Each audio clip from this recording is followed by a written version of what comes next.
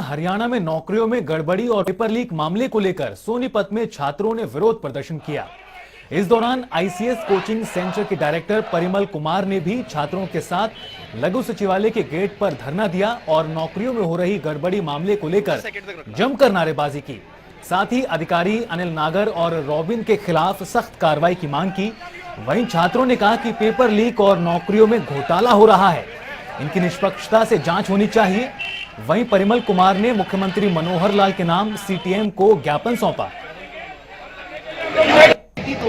Paper leak मामला जो है लगातार तूल पकड़ता हुआ नजर आ रहा है। सोनीपत के मिनी सचिवालय के मुख्य गेट के सामने सैकड़ों स्टूडेंट्स जो है यहाँ पर पहुंचे हैं और प्रोटेस्ट कर रहे हैं और पेपर लीक मामले को लेकर खुद आईसीएस कोचिंग सेंटर के डायरेक्टर मिस्टर परिमल कुमार और तमाम जो यहाँ पर स्टूडेंट मौजूद हैं, आप देख सकते हैं किस प्रकार से बच्चे जो है पेपर लीक मामले को लेकर लगातार अपनी मांग कर रहे हैं कि आखिर कब रुकेगा पेपर लीक का मामला। और सोनीपत में भी कई नाम जो है सामने आ रहे हैं। हमारे पास परिमल जी हैं, उनसे बात कर लेते हैं। परिमल जी, जिस प्रकार से लगातार पेपर लीक के मामले आ रहे हैं, चाहे वो हरियाणा की बात करें या फिर अन्य राज्यों की बात करें, खासतौर पर हरियाणा की बात कर लेते हैं, तो किस प्रकार से कई नाम सामने आए हैं और सोनीपत का भी एक नाम जो है जो रोबिन सोनीपत का एक नहीं है, सोनीपत के बार बार आ रहे हैं। हर बार जो भी काम होता है तो सोनीपत का नाम तो उनमें मिलता ही मिलता है। बड़े लेवल पर इस प्रकार से गड़बड़ है और बड़ी जांच की इसमें जरूरत है। लगातार जो है छात्रों ने इसको जो है किया है, लगातार छात्रों ने प्रोटेस्ट किया, लगातार जो है छात्र यहाँ पर आकर के धरने पर बैठे हैं और ये छात्रों की जायज मांग है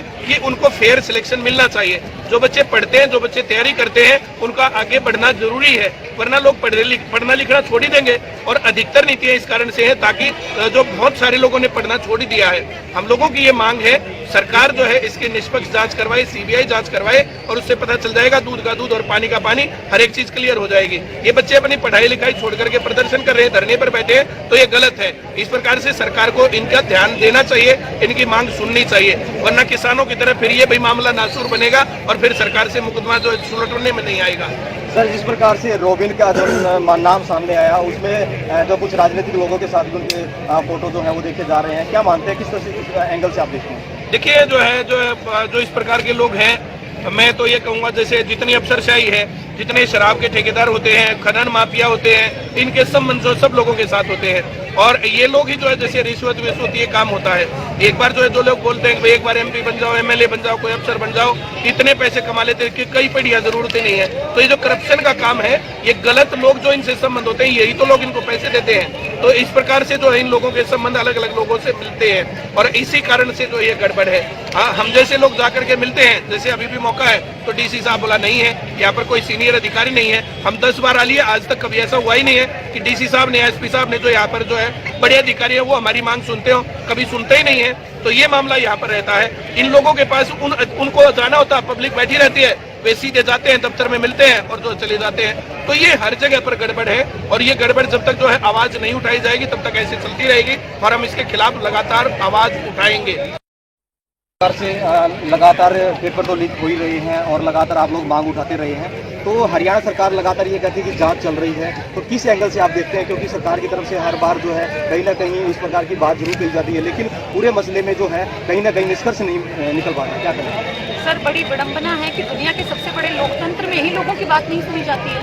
आज इतनी बड़ी संख्या में युवा आप देख रहे हैं, हजारों हमारे साथ हैं, अपने हक की डिमांड रखने के लिए डीसी महोदय से मिलने आए हैं और अंदर से ये बताया जा रहा है कि डीसी महोदय हैं ही नहीं।